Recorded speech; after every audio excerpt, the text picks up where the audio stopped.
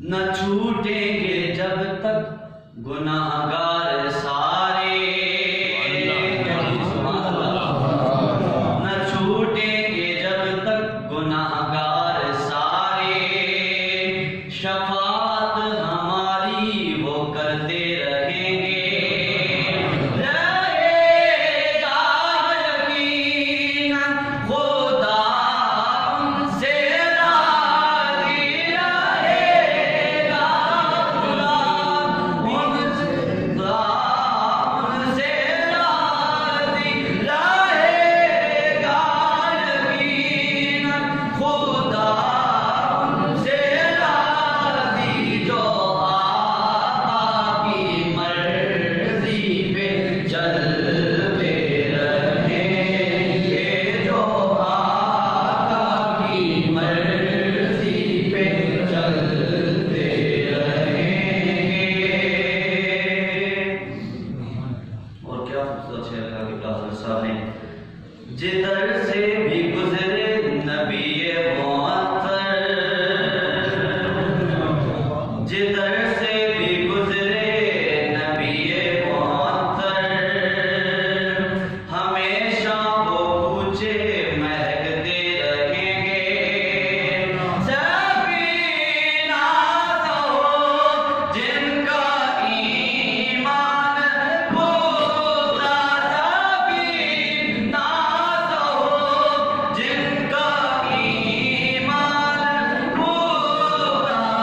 درندوں کے حملوں سے بچتے رہیں گے، درندوں کے حملوں سے بچتے رہیں گے۔ محبت میں اصحاب و آل نبی کی، شب و روز اپنے گزرتے رہیں گے،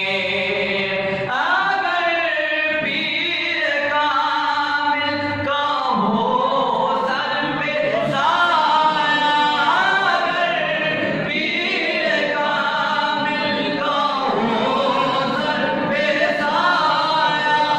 اگر پیر کامل کا ہو سر پہ سایہ، تو رحمت کے بادل برستے رہیں گے، تو رحمت کے بادل برستے رہیں گے، رحمت کے بادل برستے رہیں گے۔ نہ دیکھا اگر، نہ دیکھا اگر روزہ جانی سنہری، نہ دیکھا اگر روزہ جانی سنہری، تو دائم کے آنسو برستے رہیں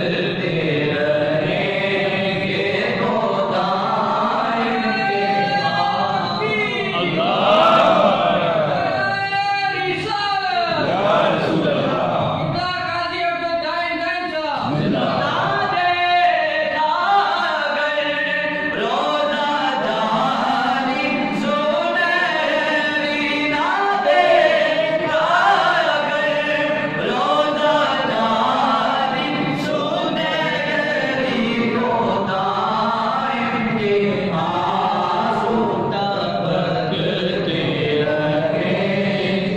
تو دائم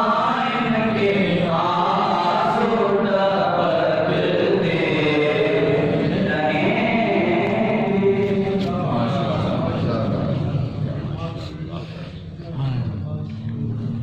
یہ جناب محمد علی صاحب اور ان کے ساتھی جو کہ حضرت صاحب کا لکھا ہوا کلام پیش فرما رہے تھے۔ اب ان کے بعد ہمارے علی پور کے بہت مشہور نعت خواں اور بہت سارے مقابلوں پہ جج بھی رہ چکے ہیں، بہت عمدہ پڑھتے ہیں، اللہ رب العالمین نے بہت عمدہ پڑھنے کا فن عطا فرمایا ہے ان کو۔ بلبل ہزارہ جناب ظہیر احمد تاوان صاحب تشریف لائیں گے، اور حضرت مجدد الفسانی رحمۃ اللہ تعالیٰ علیہ کے حضور حضرت علامہ اقبال نے جو منتخب کی تھی اس کی چند اشارہ پیش فرمائیں۔ نعرہ تکبیر، نعرہ رسالت، نعرہ رسالت، فیضان صدریہ، فیضان صدریہ، فیضان صدریہ، علماء اہل سنت قبلہ حضرت پیر جی زندہ باد۔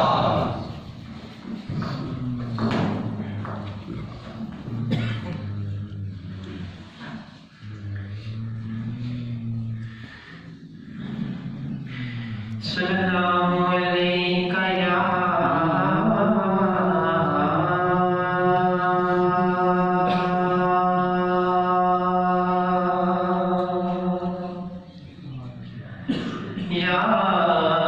رسول اللہ،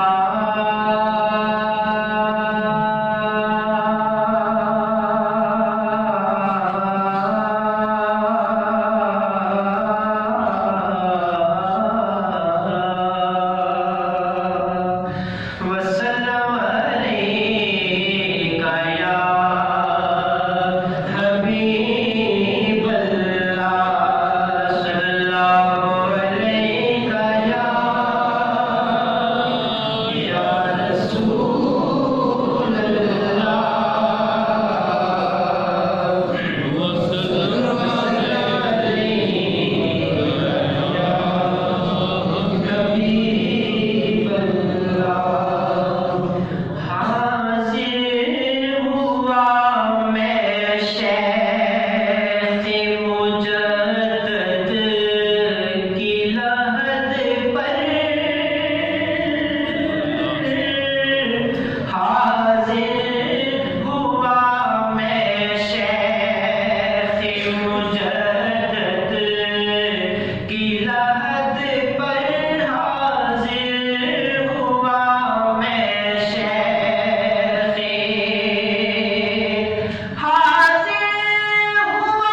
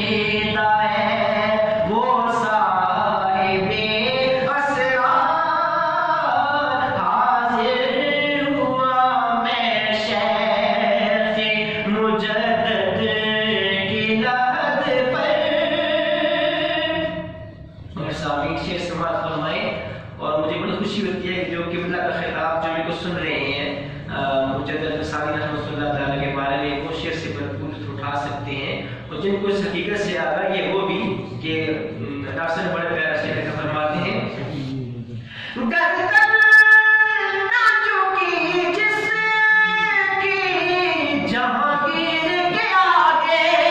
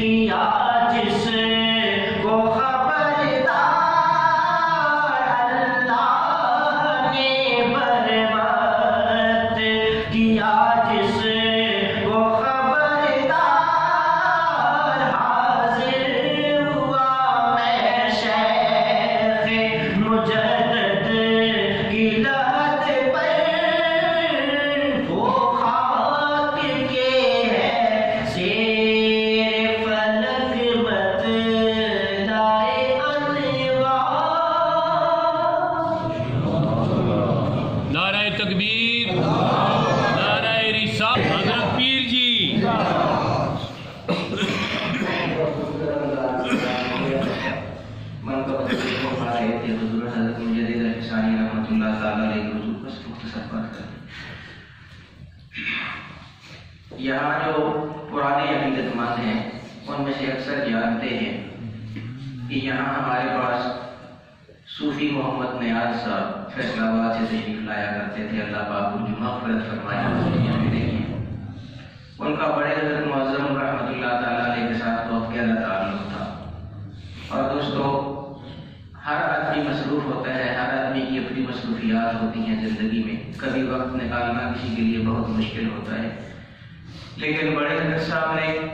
اپنے مریدین کی کچھ ایسی تربیت فرمائی تھی کہ ان کا اللہ کے ساتھ بہت گہرا شغف ہو جاتا تھا۔ یہ صوفی نیاز صاحب جن کی میں بات کر رہا ہوں، میرا خیال ہے کہ کم و بیش 40 سے 50 اعتکاف مسلسل انہوں نے کیے ہیں یہاں اس مسجد میں، یعنی ہر سال اتنی باقاعدگی کے ساتھ اعتکاف کرنا بہت مشکل کام ہے دوستوں۔ 40-50 سال مسلسل اپنی اعتکاف بیٹھے، کوئی نہ ہو۔ بہت نیک شخصیت تھے۔ ان کے فرزند ہیں جناب حافظ محمد رفیق صاحب، اسی مدرسے میں انہوں نے قرآن کریم یاد کیا تھا، بہت اچھے فقیر حافظ ہیں۔ بلکہ جو لوگ یہاں پہ رمضان میں اعتکاف بیٹھتے ہیں، پہلے بیٹھتے رہے ہیں، تو یہ ہر سال باقاعدہ ان کو نوافل میں آخری جو 10 دن ہیں، اعتکاف والے جو 10 دن ہوتے ہیں، ان میں یہ پورا قرآن کریم بھی ان کو سنایا کرتے تھے، بہت پکے حافظ ہیں۔ تو انہوں نے حضرت صاحب کے ساتھ عقیدت کے حوالے سے کچھ اشعار لکھے ہیں۔ یہ بھی ایک اللہ کی کرم نوازی ہوتی ہے، ہر آدمی شعر نہیں لکھ سکتا، جس پر اللہ کا کرم ہوتا ہے وہی شعر کہہ سکتا ہے۔ تو اللہ نے ان پہ بھی کرم فرمایا، انہوں نے بھی کچھ اپنی عقیدت کا اظہار کیا، اور خاص طور پہ جو ایک شیخ کے ساتھ تعلق رکھنے کی جو ایک خاص وجہ ہوتی ہے وہ یہ ہوتی ہے کہ اللہ رب العالمین کی معرفت حاصل ہو،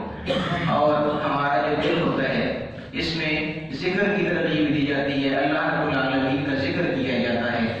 اللہ کے ذکر کو دل میں بسایا جاتا ہے۔ پشاور والے بردان والے اکثر ساتھی بیٹھے ہیں، میں وہاں پہ بھی یہ ساری باتیں بتاتا رہا کہ ذکر، دل کو اللہ کے ذکر سے آباد کرنا یہی بہت بڑی کامیابی ہے، اور دل کو صاف کرنا یہ بہت بڑی کامیابی ہے۔ تو بہت سارے لطائف ہوتے ہیں، بہت سارے لطیفے ہوتے ہیں، یہ کو ذاکر بنانا ہوتا ہے۔ تو انہوں نے کچھ لطائف کے حوالے سے بھی بات کی ہے کہ شیخ کے جب در پہ حاضر ہوتے ہیں تو پھر شیخ سے کیا انعام آدمی کو حاصل ہوتا ہے، یہ بھی انہوں نے اس میں بتایا ہے۔ مختصر سا میں ان کو عرض کروں، 4-5 اشعار کے لیے وہ تشریف لائیں، جناب حافظ محمد رفیق صاحب۔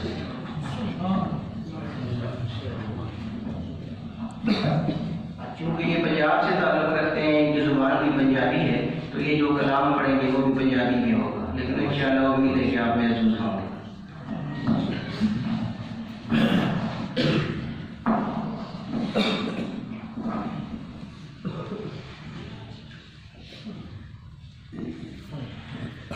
صلی اللہ علیہ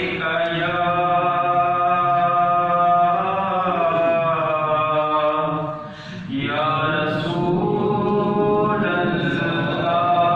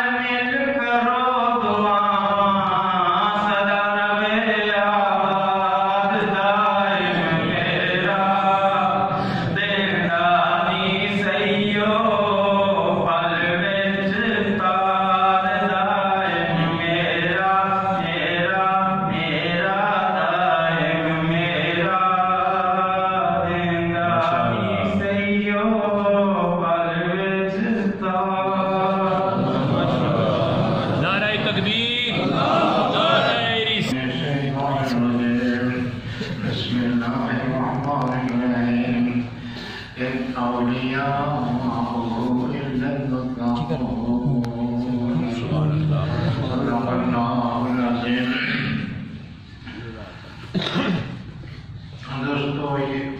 یہ دن ایک تو حضرت مجدد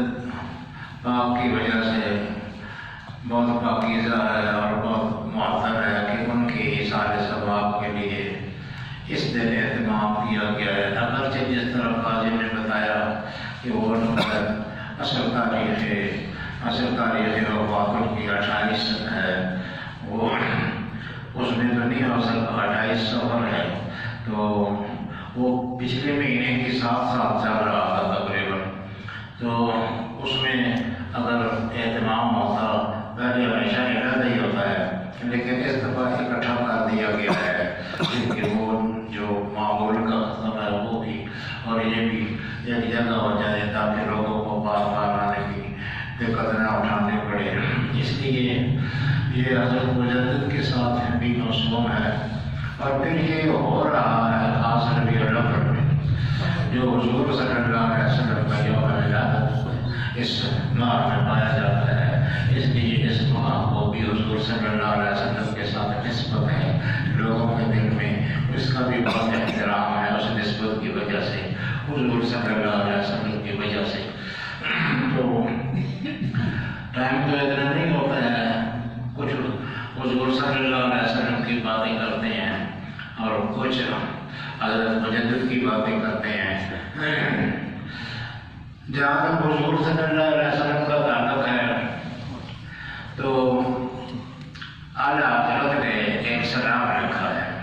مصطفیٰ جان رحمت اللہ و سلام، یہ ہر جگہ پڑھا جاتا ہے، سنا جاتا ہے اور بہت مشہور اور اردو زبان کا قصیدہ بولتا کہا جاتا ہے۔ تو اعلیٰ حضرت نے یہ سلام لکھا ہے اور اس سلام میں انہوں نے کمال یہ کیا ہے کہ حضور صلی اللہ علیہ وسلم کے سراپا پر،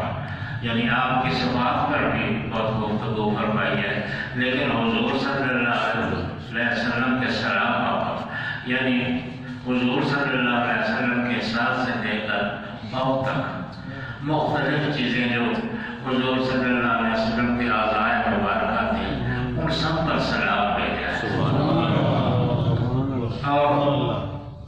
ان کے لیے خاص مناسبتیں تلاش فرمائی ہیں اور ان کے مطابق آقا کے سلام پر سلام پیش کیا ہے۔ میں نے اس کی کچھ شعروں کی تزمین بھی کی ہے۔ تزمین کا مطلب یہ ہوتا ہے کہ ایسا کلام کہنا کہ وہ شاعر کا جو شعر ہے وہ اس کے ذمر میں آ جائے، اس کو تزمین کہتے ہیں، لیکن وہ جو ساتھ اضافہ کیے جاتے ہیں اشعار یا مصرے وہ ایسے ہونے چاہیے کہ وہ اس کے ساتھ مکمل طور پر مربوط ہوں اور منطبق ہوں، تب وہ تزمین معیاری ہوتی ہے، ویسے وہ کسی کام کی نہیں ہوتی ہے تزمین۔ تو یہ میں جب ایک دفعہ عمرے کے لیے گیا تھا تو وہاں حضور صلی اللہ علیہ وسلم کی پائے مبارک جو ہے جس طرح حضور صلی اللہ علیہ وسلم کی قدمین شریف ہیں وہاں بیٹھنے کی سعادت ملتی تھی، تو شام سے عشاء تک وہیں بیٹھا رہتا تھا، تو وہیں بیٹھے بیٹھے ایک دفعہ اعلیٰ حضرت کا کوئی شعر میرے ذہن میں آیا، تو میں نے وہیں بیٹھے بیٹھے اس کی تزمین سوچی، تو اس کے مطابق تزمین لکھ دی، یعنی آپ نے شعر کے پہلے مصرے کے ساتھ 3 مصرے اور بڑھا دیے، اس کے ساتھ وہ تزمین کا مفہوم جو ہے وہ نمایاں ہو جاتا ہے، واضح ہو جاتا ہے۔ اب میں نے آپ کو کہا ہے کہ یہ جو سلام ہے یہ حضور صلی اللہ علیہ وسلم کے ساتھ سے لے کر پاؤں تک ہر چیز پر سلام بھیجا ہے انہوں نے، آپ کے ہاتھوں پر، آپ کے کانوں پر، آپ کے دہان مبارک پر، آپ کی زبان مبارک پر، آپ کے گلے پر، آپ کے سینے پر، آپ کی بازوؤں پر، آپ کی انگلیوں پر، یعنی کوئی شے انہوں نے نہیں چھوڑی ہے، اس طرح وہ اوپر سے چلتے چلتے نیچے گئے ہیں اور یہاں تک کہ پاؤں کے تک پہنچے تو اب اتنا وقت نہیں ہے کہ وہ سارے آپ کو سنائیں، لیکن ایک خاص چیز جو میں سر کے بارے میں آپ کو بتاؤں کہ سر پر زلفیں ہوتی ہیں، زلفیں کالی ہوں، جتنی زیادہ کالی ہوں اتنی ہی زیادہ اچھی لگتی ہے۔ زلف کا حسن یہ ہے کہ وہ کالی ہو، اور عربی شعراء، اردو شعراء ہمیشہ حضور صلی اللہ علیہ وسلم کی زلفوں کو رات کی سیاہی سے تشبیہ دیتے رہے، یعنی رات جس طرح کالی سیاہ ہوتی ہے اسی طرح حضور صلی اللہ علیہ وسلم کی زلفیں بھی کالی تھیں۔ زلف کالی تھی، اکھ مستاری، یعنی زلف کالی ہو، یہ ایک بہت پسندیدہ چیز ہے۔ تو اس زلف کالی کو رات کے ساتھ تشبیہ دینا یہ بھی پرانا چلا آتا ہے، لیکن یہ اعلیٰ حضرت کا کمال ادب ہے۔ دیکھو میں بہت حیران ہوتا ہوں سوچتا، وہ بھی حضور صلی اللہ علیہ وسلم کی اس زلف کو رات کے ساتھ تشبیہ دینا چاہتے ہیں، یعنی یہ بتانا چاہتے ہیں کہ زلف اتنی ایسی کالی تھی جیسے رات کالی ہوتی ہے، لیکن ان کے ذہن میں جو حضور صلی اللہ علیہ وسلم کا ادب رچا بسا تھا اس کے حوالے سے یہ بات ان کو مناسب نہ معلوم ہوئی کہ عام رات سے تشبیہ دیجیے۔ اس لیے انہوں نے کہا لیلۃ القدر میں مطلع الفجر، انہوں نے تشبیہ تو دی رات کے ساتھ، لیکن عام راتوں کے ساتھ نہیں بلکہ لیلۃ القدر کے ساتھ نہیں، یعنی حضور کی ضرورت جو ہے وہ لیلۃ القدر کی طرح کالی تھی، عام راتوں کی طرح کالی نہیں تھی، اس طرح کالی تھی جس طرح لیلۃ القدر کالی ہوتی ہے۔ اور وہ پھر سورہ لیلۃ القدر میں اللہ پاک نے فرمایا ہے کہ یہ رات رہتی ہے سلام ہی حتی مطلع الفجر، وہ اس وقت تک رہتی ہے جب تک فجر طلوع نہیں ہو جاتی ہے۔ اب اس صورت کو مد نظر رکھ کے کیا خوبصورت شعر فرمایا ہے، اور حدیث میں یہ بھی آتا ہے کہ حضور صلی اللہ علیہ وسلم مانگ نکالا کرتے تھے، بالوں میں مانگ نکالا کرتے تھے، یعنی درمیان میں وہ ایک لیک سے لکیر سی ہوتی تھی، وہ دو حصوں میں تقسیم کر دیتے تھے بالوں کو، تو مانگ نکالا کرتے تھے۔ تو حدیث بھی آیا ہے کہ حضور صلی اللہ علیہ وسلم کی مانگ جو ہے وہ مستقیم ہوتی تھی، یعنی سیدھی ہوتی تھی، ٹیڑھی نہیں ہوتی تھی، کسی ایک طرف نہیں ہوتی تھی یا کھچڑے نہیں ہوتی تھی، بلکہ سیدھی ہوتی تھی۔ اب یہ ساری باتیں، یہ حدیث، یہ آیات قرآن کی، یہ ساری، اور حضور صلی اللہ علیہ وسلم کی عظمت اور حسن جمال سب کو مد نظر رکھ کر یہ کمال کا شعر کہا ہے لیلۃ القدر میں، یعنی لیلۃ القدر جو ہو تو مطلع الفجر حق، اس میں فجر کا طلوع تو حق ہی ہے۔ تو وہ جو حضور صلی اللہ علیہ وسلم جب بالوں کو اس طرف کرتے تھے اور اس طرف کرتے تھے تو درمیان میں جو سفید لکیر پیدا ہو جاتی تھی یہ مطلع الفجر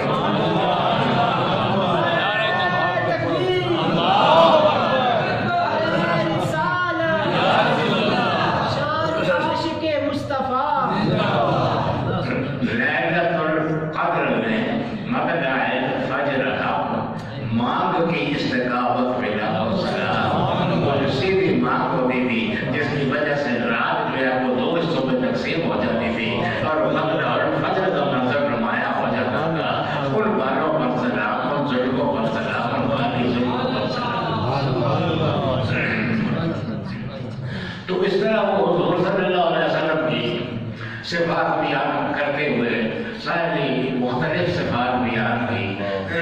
تو وہ چلتے چلتے پھر وہ حضور صلی اللہ علیہ وسلم کے پاؤں تک آ پہنچے۔ اچھا، قرآن شریف میں ہے لا اقسم بہذا البلد وانت حل بہذا البلد، اے محبوب میں اس شہر کی قسم کھاتا ہوں یعنی مکے کی قسم کر رہا ہوں، لیکن قسم کھانے کی وجہ یہ نہیں ہے کہ یہاں آب زمزم ہے، یہاں مقام ابراہیم ہے، یہاں صفا مروہ ہے، یہاں لوگ حج کے لیے آتے ہیں، یہاں کعبہ ہے، میرا گھر ہے، اس وجہ سے قسم نہیں کھا رہا ہوں۔ قسم اس لیے کھا رہا ہوں کہ انت علم سے آتا ہے کہ میرے محبوب تو اس شہر میں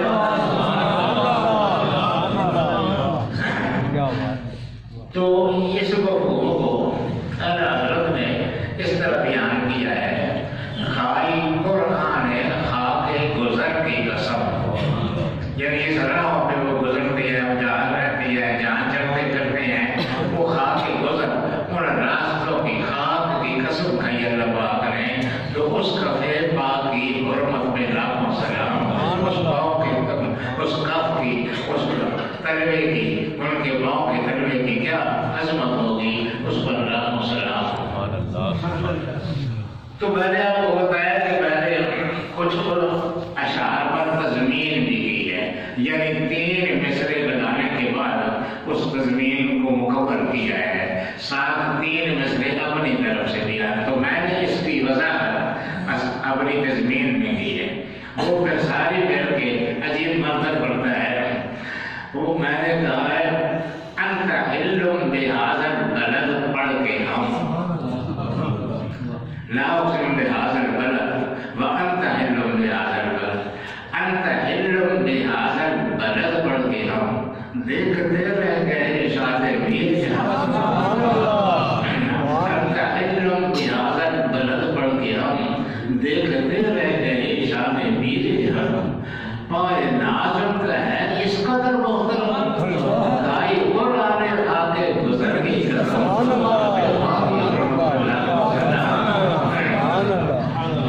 تو اس طرح اعلیٰ حضرت نے آیات اور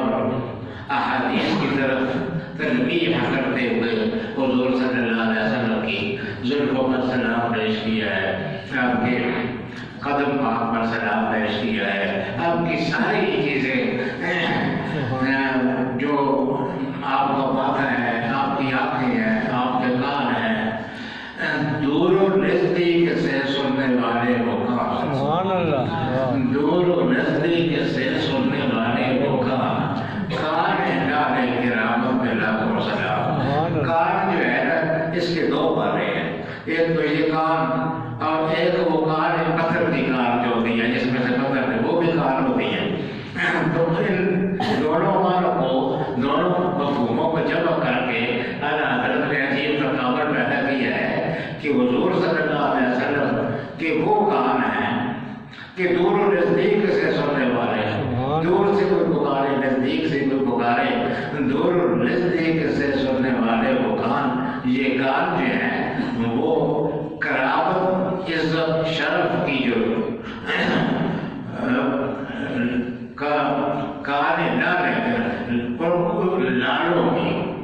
لالوں کی جو کان ہے اس کان لالے کرام حضور صلی اللہ علیہ وسلم کے وہ کان جو ہے وہ لالے کرام یعنی عزت شرف کے موتیوں کی کان ہے، کان لالے کرامت میں لاکھوں سلام۔ اس پر بھی میں نے تضمین کرتے ہوئے کہا ہے اللہ اللہ یہ سمعی ہمایوں کی شان، اللہ اللہ یہ سمعی ہمایوں کی شان، المدد یا نبی جب کہیں استجا کسی جگہ کی ہوگا، المدد یا نبی جب نہیں استجا پہنچے امداد کو دستگیر جہاں کی دستگیری کرنے والے فوراً پاس کھڑے ہوں، دور و نزدیک سے کرنے والے وہ کان نالے کرام نعرہ تکبیر، نعرہ رسالت، کہ مصطفیٰ قبلہ دائم سے۔ تو حضور صلی اللہ علیہ وسلم نے فرمایا کہ میرے پاس جو ہے وہ نبوت ختم ہے، آپ کے بعد کوئی نبی نہیں آ سکتا ہے۔ البتہ حضور نے فرمایا کہ ہر صدی میں اللہ پاک ایک مجدد بھیجے گا. ان اللہ یبعث لہذه امتی علی رأس کل مئة سنة من یجدد لها دینها. اس امت کی یہ خصوصیت ہے کہ اللہ پاک ہر صدی کے آخر میں اللہ پاک ایک ایسی ہستی کو بھیجے گا جو دین میں جو خرابیاں، جو بدعتیں، جو افزائشیں ہو گئی ہیں وہ ان کو دور کرے گا اور یجدد لها دینها، وہ ان کے دین کو دوبارہ استوار کر دے گا. یہ ہر صدی میں مجدد آتے رہے. حضرت عمر بن عبدالعزیز رضی اللہ تعالیٰ عنہ یا رحمۃ اللہ علیہ بڑی ہستی ہیں اور ان کی تقدیر پر سب کا اتفاق ہے، بڑے مجدد ہیں. حضرت عمر بن عبدالعزیز رحمۃ اللہ علیہ انہوں نے تقدیر فرمائی بنو امیہ میں بنو امیہ نے دین میں جو ظلمتیں اور قباحتیں داخل کر دی تھی ان سب کو دور کیا اور دین کو اپنی اصل شکل میں نمایاں کیا. وہ بھی مجدد ہیں اور بھی بے شمار مجدد ہوئے ہیں. انہوں نے تجدید کی اور جس حد تک اپنی بساط پر اپنی پوری کوشش کی. اس کوشش میں کوئی شہید ہو گئے، کوئی جیلوں میں ساری زندگی گزر گئی ان کی، کوئی مار کھاتے رہے، کوڑے کھاتے رہے، لیکن وہ اپنے کام سے پیچھے نہیں ہٹے. یہ سارے مجددین میں یہ بات مشترک ہے کہ وہ استقامت پر قائم رہے. ان الذین قالوا ربنا اللہ ثم استقاموا، وہ استقامت اختیار کی انہوں نے. یہ سارے کے سارے مجدد بہت تکلیفوں سے گزرے لیکن بالآخر وہ اپنا جو نقطۂ نظر تھا وہ دنیا میں چھوڑ گئے. خود اگرچہ دنیا سے رخصت ہو گئے لیکن ان کے تجدیدی کارنامے جو ہیں وہ بعد میں دنیا کو قیامت تک کام آتے رہیں گے. حضرت مجدد جو مجدد ہیں یہ ایک انوکھے مجدد،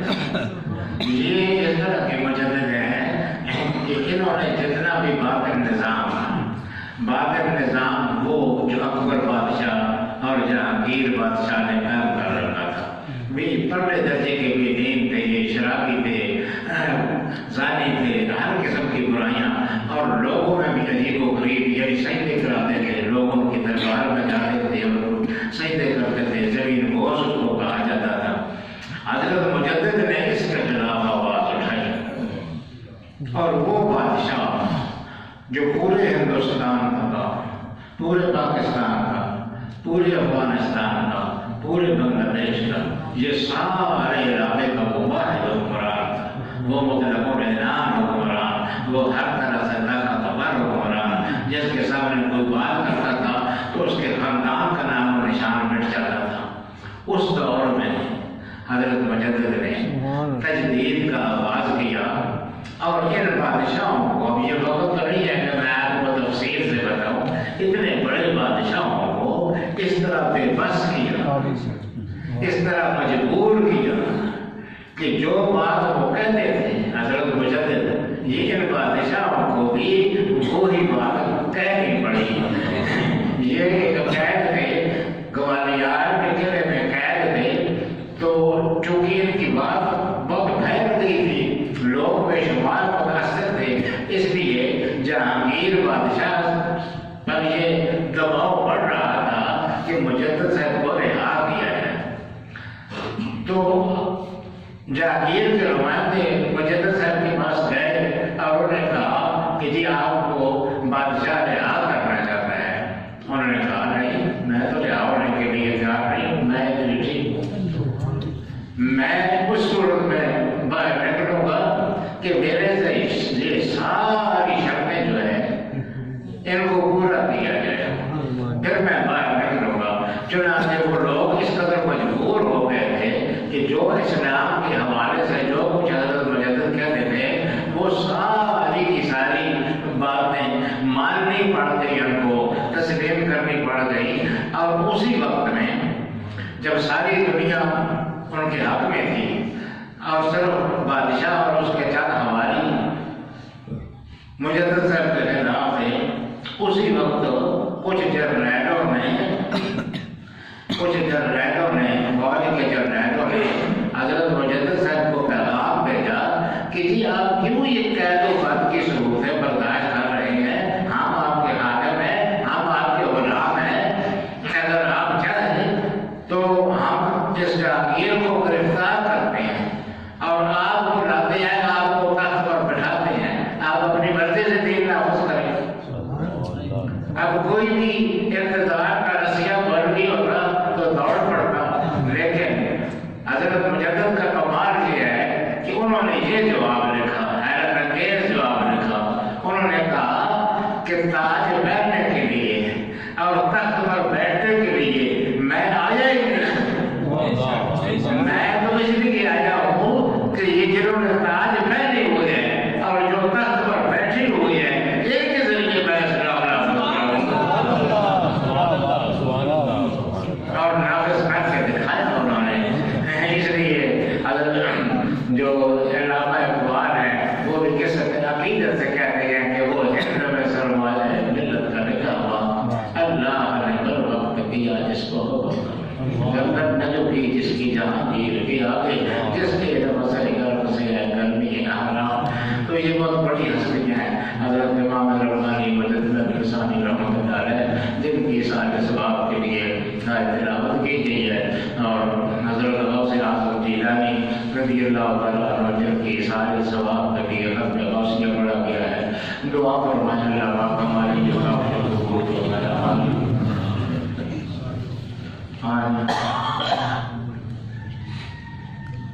ہاں جی، بہت سے لوگوں نے قاری صاحب کی دین قرآن شریف کہہ رہے ہیں اور بہت سے دوست بتا رہے ہیں کہ انہوں نے حضرت مجدد کی سارے ثواب کے لیے قرآن شریف اپنی جگہ پر پڑھی ہے۔ جتنے بھی پڑھی ہیں اللہ پاک سب کے جاننے والا ہے، کس نے کتنا پڑھا ہے، قرآن شریف پڑھا ہے، درود شریف پڑھا ہے، کوئی اور کسی اور طریقے سے یہ سارے ثواب کیے حضرت مجدد کو اللہ پاک ساری کاوشیں ساری کوششیں قبول فرمائے، منظور فرمائے، اور اس کا سب کا ثواب حضرت امام ربانی مجدد الثانی رحمۃ اللہ علیہ روح پاک کو پہنچائے۔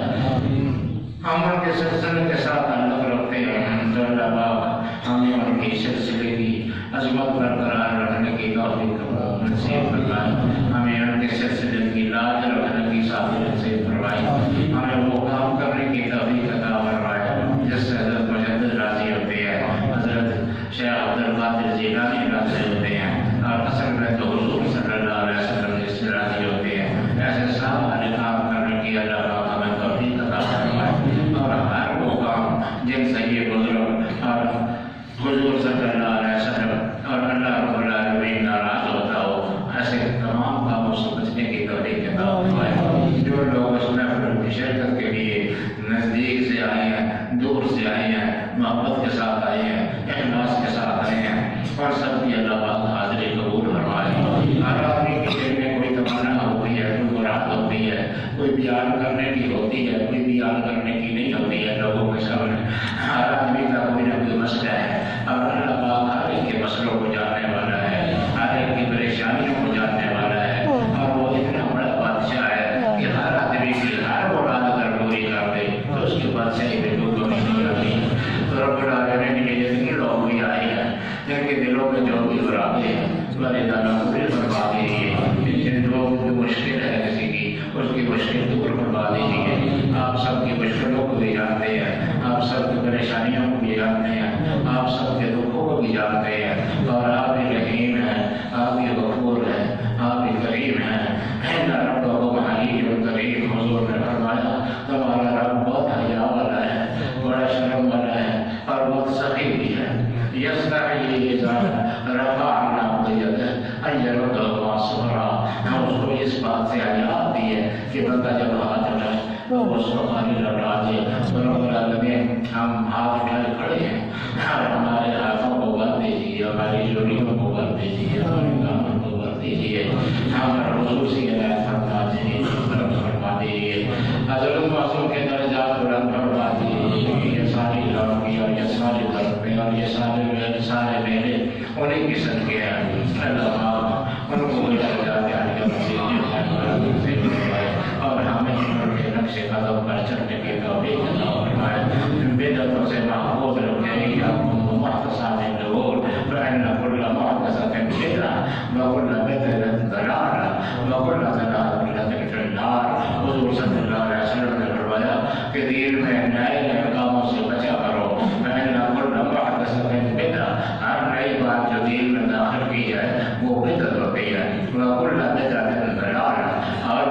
ہر بدعت جو ہے یہ گمراہی ہے وكل ضلالة في النار اور ہر گمراہی آدمی کو جہنم میں پہنچاتی ہے ہماری اللہ ہمیں بدعتوں سے بچا ہمیں سنت کا پیروکار بنا اور ہمیں نیک اور صالح اعمال کی توفیق عطا فرما اور اپنی محبت میں جینا اور مرنا نصیب فرما وصلی